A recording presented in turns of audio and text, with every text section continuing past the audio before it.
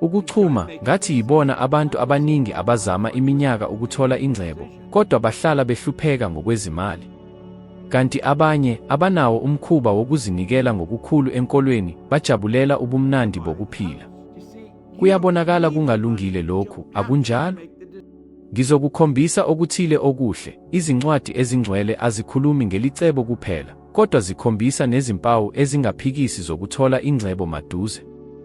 Ukuwunqaba lo mkhuba kungakuvimbela ekutholeni ingcebo. Izinsimu zokuhlakanipha zabokhokho zicacile: osakaza kancane bavuna kancane, osakaza kakhulu bavuna kakhulu. Lo ngumthetho wokomoya oqondanayo nomhlaba. Uma uvuna kancane, mhlawumbe usakaza kancane. Ukusakaza akukhawulelwe ekuhlinzekeni imali nje. Kuhlanganisa namandla, isikhathi, ukuzinikela, ukugxila, ukwenza okungcono kakhulu kukho konke. Abaningi bafisa ingcebo, kodwa bayaphika uma kufanele bazinikeze ngokugcwele, belinde ukuba nelungelo lokunika kakhulu. Okuphambene nalesi iqiniso, uzothola kakhulu uma ufunda ukunikela kakhulu. Ngikubonile lokhu ngokwami.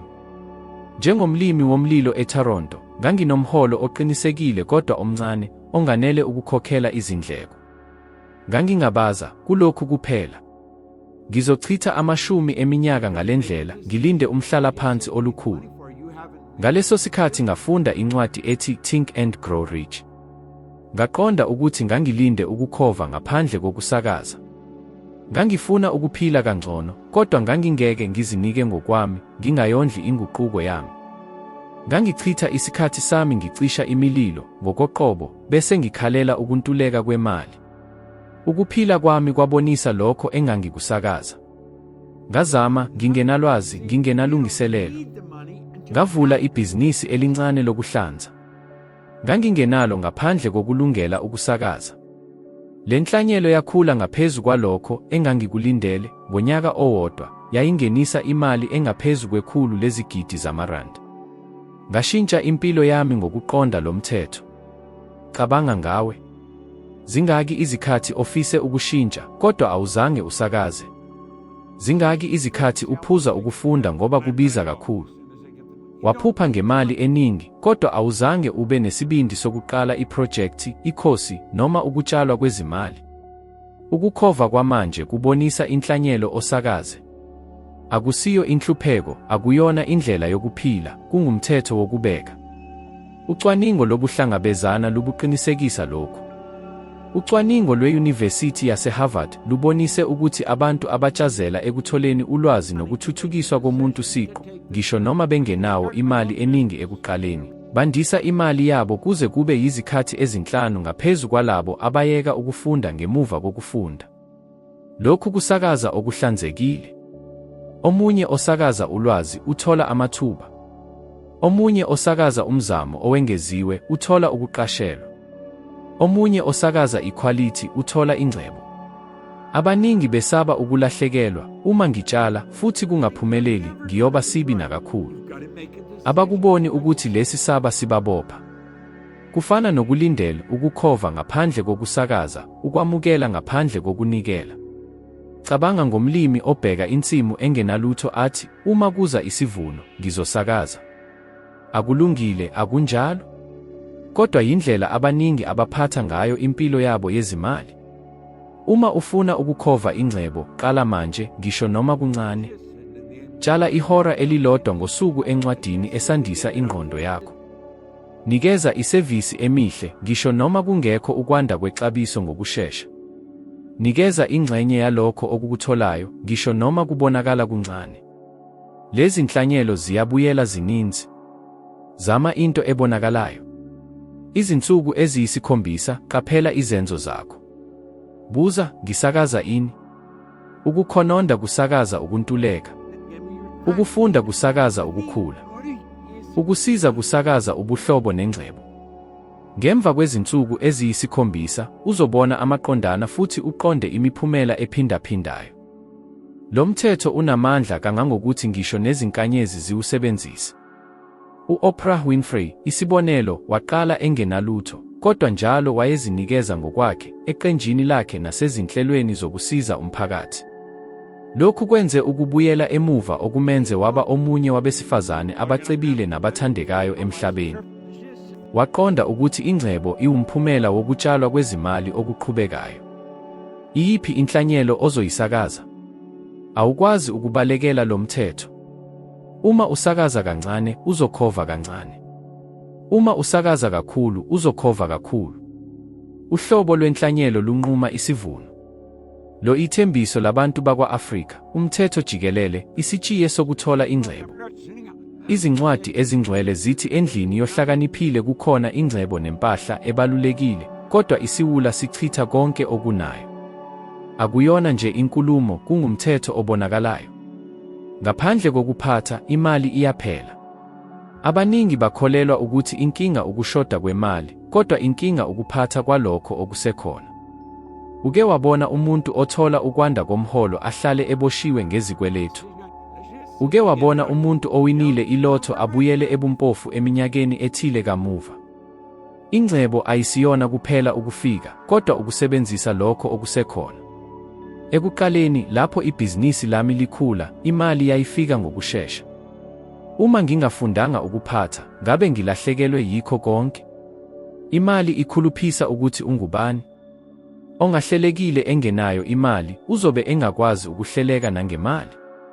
Ukuba nokukhathazeka nokuntuleka kwengqondo, uzochitha ngokungenasizathu ukugcwalisa izikhala zemizwa. Ukuphatha akudluli ekukhokha izikweletu. Kukhona ukudalwa komqondo, ukunika injongo yonke isenti. Uma ungakwazi ukuthola lutho, yini ekwenza ukholelwe ukuthi uzothola izikhathi eziyishumi ngaphezulu futhi lokho kuzoshintsha? Ngokwesitatimende akusho.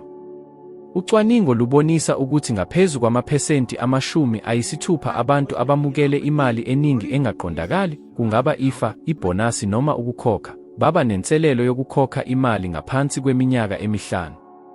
Isimo sikaMichael Carroll, umBrithane owine izigidi eziyi-15 zepounds ngelotho, sibonisa lokhu. Akazange asikhohlise isiluleko sabokhokho, wasebenzisa ngaphandle kwenjongo, wazizungezile ngezinto ezimbi nabantu abangamlungile, wabamsulwa. Okwaphula impilo yakhe akuyona imali, kwakungukushoda kolwazi lokuyiphatha. Ingcebo iqala ngokuziphatha. Ukuziphatha akuveli ebumnyameni, kwenziwa ngezinqumo ezincane zansuku zonke. Ubhala izindleko zakho. Uyazi ukuthi imali yakho iya kuphi. Ugcinela okungenani iphesenti elikhulu ukutshala kwelinye izinto elizokhula. Uma kungenjalo, uhlala njengesiliwula sengxenye yendlela yabokhokho. Ungaba nengcebo edlula kuwe, kodwa uyochitha konke. Ukuphatha akusona ukuziphika, ukunika imali indawo yokusebenza. Ngokunika yonke ingxenye yalokho okukutholayo inhloso ethile, izikweletu, ukutshala imali, ububele, ukuphumula, ukhombisa umhlaba ukuthi kufanele uthole okuningi. Omunye ongaphathi kancane ngeke abe nenani elikhulu. Lapho ngiqala ukuchuma ngokwezimali, ngahlukanisa ingxenye yemali ukuze ngiyitshale kabusha ebhizinisini nelinye ingxenye ukuze ngithuthukise. Lokhu kwandisa amathuba ami, kwakha imizi eqinile yokwanda. Zingaki izikhathi uzizwe uboshwe iqembu lapho imali ifika iphele? Zingaki izikhathi uthenga ukuphatha kangcono, kodwa wasebenzisa izinto ongenazo? Akusiyo inhlupheko, kunokuntuleka komqondo. Ungakushintsha lokhu. Bhala yonke into, ngisho nezincane, izinsuku ezingamathitha. Lokhu kuzobonisa ukubalekela okudla isivuno sakho. Misha imingcele ecacile, njengokungasebenzisi ngaphezu kwamaphesenti 70 okukutholayo ngendlela yokuphila. Amanye amaphesenti 30 kufanele asetshenziselwe ukutshala imali, ukulondoloza nobubele. Abantu abahlakaniphile benza imali ikhule. Abantu abangahlakaniphile bavumela imali ukuba ibaphathe. Umehluko awukona inani, kodwa ubugebengu. Ingcebo yangempela ukuphatha kahle okusekhona. Uma ungakwazi ukuphatha kancane, okuningi ngeke kuhlale nawe. Izincwadi ezingcwele ziqondisa, bhala umbono wenze ucacile, ukuze umuntu ofunda akwazi ukuwugijima. Akuyona nje isiqondiso sokomoya, luye yindlela yokuthola ingcebo. Lokho okubonayo ukudalwa. Lokho ongakuboni akuyi kwenzeka. Abaningi bafuna ukuphila kangcono, kodwa abazi ukuthi kusho ukuthini. Ungagijima ngokuthini ongakuqondi? Abaningi baphila bekhulu, beshintsha umsebenzi, uhlelo, ngaphandle kokwakha lutho oluqinile. Ngemva kweminyaka ngaphila ngaphandle kombono. Ngaphuma esikoleni ngokushesha, ngenza imisebenzi engenanjongo, ngingazi ukuthi ngifuna ukuya kuphi. Ngibe ngiphila nje. Ngifunde Think and Grow Rich, ngabona amandla embono. Ngacabanga ngokucacile impilo engangiyifuna, ngezithombe ezinhle, kangangokuthi sengathi ngangikulapho. Izenzo zami zihlanganiswe nombono. Ngazenza izinqumo ezihlukile, ngazimisela ngendlela ehlukile, futhi konke kwashintsha. Ekuqaleni konyaka, abaningi benza izithembiso, ngizophulukisa, ngizogcina, ngizoshintsha impilo. Ngaphandle kombono ocacile, lezi zithembiso ziyaphela.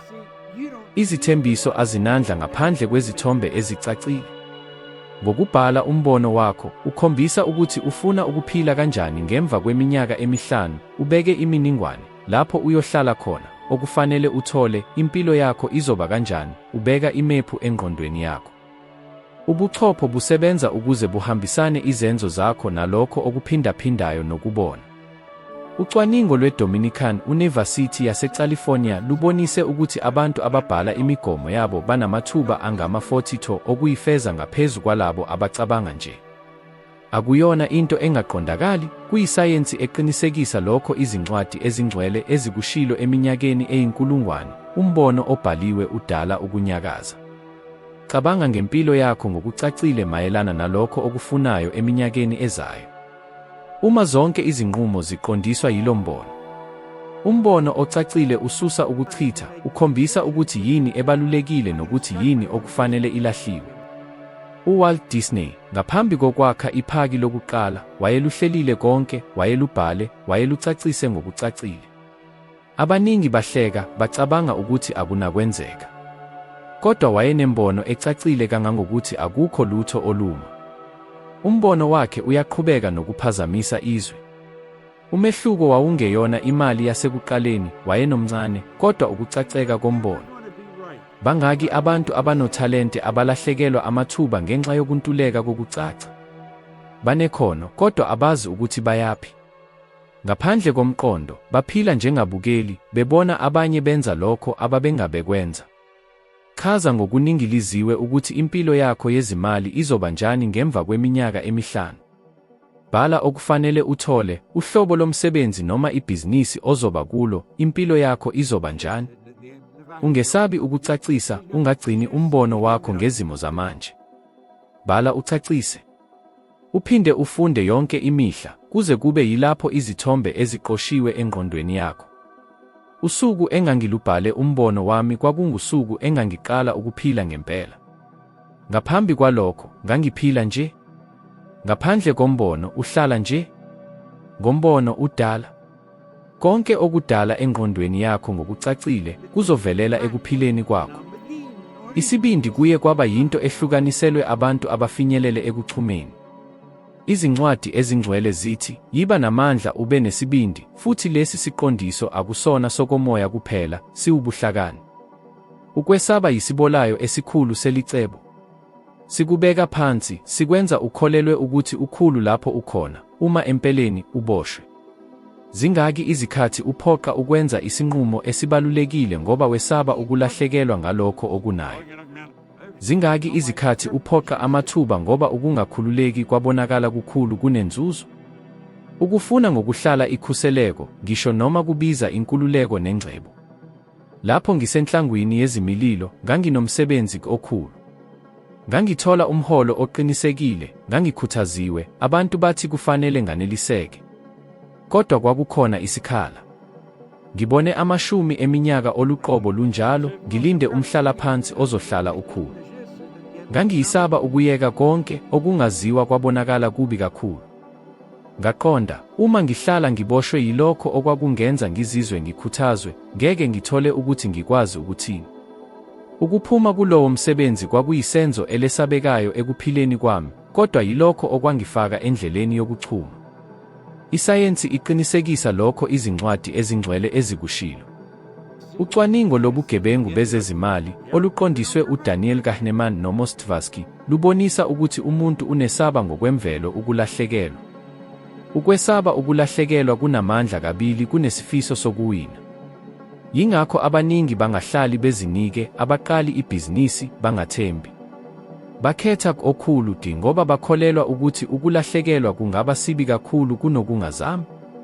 Kodwa lobu bugebengu buhlala buqinisile ngezigidi, buhlala ngaphansi kwamandla abo.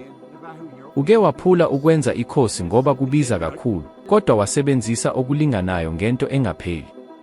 Uke waphula ukwenza ibhizinisi ngoba wesaba ukwehluleka, kodwa waqhubeka eminyakeni ekuthile emsebenzini ongamenzeki. Lezi zizimpawu ezicacile zokuthi ukwesaba kuqondisa impilo yakho. Isibindi asiyona ukungabikho kokwesaba, kungukuzimisela ukuqhubeka ngisho nokuwa ngaphakathi. Ngisho nebhizinisi lokuhlanza, ngithole ithuba lokukhula kwenye idolobha. Ngangingenalwazi, ngingazi ukuthi kuzosebenza.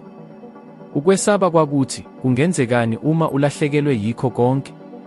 Kodwa kwakukhona omunye izwi, kungenzekani uma uwandisa konke? Ngizwile izwi lesibili. Akukwazi kulula, ngibhekene nokuhlukunyezwa, ukungabaza, ukungalali ubusuku. Kodwa lokho ukwanda kwashintsha impilo yami yezimali. Uma ngilalele ukwesaba kuphela, ngibe ngumuntu omncane. Isibindi yiqembu eliphula imingcele oyenzile wena ngokwakho. Kukuphuma ezindaweni zokunethezeka nokufika ezindaweni zokukhula. Lapho ubhekene nesinselelo esibonakala singenakwenzeka, bese ubheka emuva bese uqonda ukuthi akuyona leyo into ebisaba kangako. Ukwesaba kuhlala kukhulu emcabangweni kunakuqiniso. Uma usebenza, ukwesaba kuyaqina. Khetha indawo yekhaya lakho lapho ukwesaba kuye kwakuvimbela futhi uthathe isinyathelo esinye nje ngaleli viki. Uma uqaphela ukuqala ibhizinisi, bhalisa ekilasini. Uma ukwesaba ukuqala into entsha, yenza isinyathelo sokuqala esincane. Uma uqaphela ukukhuluma nomuntu obalulekile, shayela ucingo. Lesi sinyathelo ngeke sikulethe phezulu ngokusheshsha, kodwa sizophula iqhinga elikubophele. Isibindi simemezela ingcebo. Ngesikhathi uhlala ekudumeleni nje, ngeke uthole imiphumela emangalisayo. Kungenzeka ukuthi uzimisele ukubhekana nokungaqiniseki, uzimisele ukuhamba emanzini abukeka engaqini, khona lapho okumangalisayo kuvela. Izincwadi ezingcwele ziqondisa, yiba namandla futhi ube nesibindi. Lona yikho ukwazi okuvula imiphakathi evaliwe kulabo abaphila bebuswa ukwesaba. Izincwadi ezingcwele zisifundisa, konke nibonge. Lokhu kudlula kokomoya, luye yisitshiye sokuthuthukisa impilo yezimali, imizwa, nokuqina. Abaningi bakholelwa ukuthi kufanele babonge kuphela lapho bathola okuthile okukhulu, kodwa ukubonga yindawo lapho ingcebo ikhula khona. Uma ungakwazi ukubonga kancane, kunzima ukujabulela okuningi. Ukungabi nabonga kuvala imiphakathi engabonakali, kwenza ukucaca kwengqondo, ngoba lapho kukhona ukukhononda ngeke kube khona ingcebo. Zingaki izikhathi ukhononde ngomholo, isimo sokuphepha, ukushoda kwamathuba, uhulumeni, izikweletu. Igama ngalinye lokukhononda liqinisa umqondo wokuthi ukuphila kunzima, imali incane, konke kunzima. Ingqondo ayikwahlukanisi ukuthi ukhuluma yini noma udala iqiniso. Ibhalisa nje isimo. Isimo sokukhononda sidala isifili, sikwenza ubona izinkinga eziningi kunesisombululo. Ukubonga kuvula ukuqonda kwakho ukubona amathuba aye ebusweni bakho isikhathi sonke. Ngikufundile lokhu ngesinye sezimo ezinzima kakhulu ekuphileni kwami. Lapho ngishiya umkhandlu wezimililo, kwakungekho isiqinisekiso sokuthi ibhizinisi lami lizoqina. Kwezinye izikhathi ngangifika ekhaya ngikhathele, ngingazi ukuthi ngizokwazi ukukhokha zonke izikweletu. Isihlobo sokukhononda sasingakhulu, kodwa ngaqala ukwenza into elula, ukubonga ngisho nalokho okubonakala kuncane. Ngangibonga ngekhasimende ngalinye, ngisho nezincane. Ngangibonga ngamandla okusebenza, ngombono oqondisayo, ngokuthatha isinyathelo ngaphandle kokuphumula. Ngaqaphela ukuthi le ndlela yashintsha isimo sami somzwelo ngokuphelele. Esikhundleni sokuzizwa ngiyindoda ebanjiwe, ngaqala ukuzizwa ngiyindoda ezikhula. Sawubona bafundi.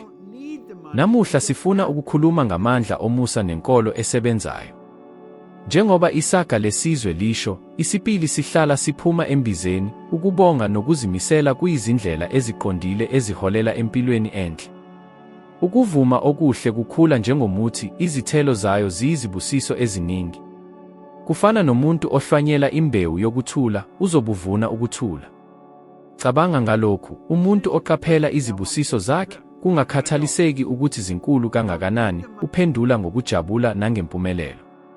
Lokhu kungenxa yokuthi ukubonga kuyaphumula ingqondo, kuqinisa ubudlelwano, futhi kuqeqesha ingqondo ukuba ibone amathuba. Sifundiswe yinkulunkulu zethu ezindala ukuthi umusa uyindlela eya empumelelweni. Uma uhlale ubonga, uzothola amathuba amasha, ngoba lokhu kuyindlela yokukhulisa izipho zakho. Kufana noSteve Jobs, ngisho nalapho ebhekene nokuhlupheka, wabonga ngosuku olusha. Lokhu kwamnika amandla okuqhubeka nokuqamba izinto ezintsha. Khumbula, ubunengi abukhuli ebhange kuphela, bukhula enhliziyweni. Umuntu ongenamusa angaba ngenani elikhulu, kodwa angaphila ebumpofu ngoba ubona kuphela ukuswela. Kepha ukholo olusebenzayo, lokho yilokhu okuhlukile. Akuyona inkolelo nje kuphela, kodwa yisenzo esiqhubekayo. Kufana nokuklama ibhuloho elibonakala, uyakha isakhiwo esiqinile ngesinyathelo ngesinyathelo. Thomas Edison usisibonelo esihle salokhu. Akazange ayeke ngisho nalapho izinto zibuhlungu. Ukuzimisela kwakhe kwaba yigugu elikhulu. Njengoba sisho, ukholo olusebenzayo kumele lubonakale ngezenzo. Kuyinto yokuphila ngokuthi lokho okufunayo sekwenzekile kakade. Uma ufuna impumelelo, phila njengomuntu ophumelelayo. Yenza izinqumo eziqondile, ugcine imali, ufunde okuningi, uqonde okuningi. Lokhu kuzokwenza ukuba uthole amathuba amasha, futhi ukholo lwakho luzoqhubeka lukhula. Ukungakhathali izingqinamba zokuqala, ungalokothi ulahle ithemba. Ngokuba isikhathi esinzima ngezinye izikhathi siholela empumelelweni enkulu. Njengoba imbewu iyacindezeleka ngaphambi kokuthi ikhule. Uma ungenalo ukholo olusebenzayo, uzohluleka. Kepha uma unalo, uzoqhubeka, uqonde ukuthi uvuna usondele. Ukholo olusebenzayo lungathinta nabanye. Ukholo lwakho luyakhuthaza abanye. Abaphambili abaqambi abakhulu, babeqhubeka ngokholo olusebenzayo. Babephila ngalokho abakukholelwayo. Babesekela, baheha abantu abaningi nabantu abasiza. Uma ukholo luphenduka isenzo, liyasusa izithiyo. Uvalo luyanyamalala, ingabaza iyaphela, futhi ingqondo ivulekele izinto ezintsha. Ukuze uphenduke impilo yakho, qala ngokukhulisa ukholo lwakho nsuku zonke. Kholelwa emagameni akho, uphile njengoba ngabe usekutholile. Vumela ukholo lwakho likukhuthaze ukuba uqhubeke. Kuvunwa ngesikhathi sakho. Impilo yakho iwumkhiqizo wezenzo zakho. Qhubeka nokufunda, qhubeka nokukhula. Sizohlangana futhi ngokuqondile. Sawubona.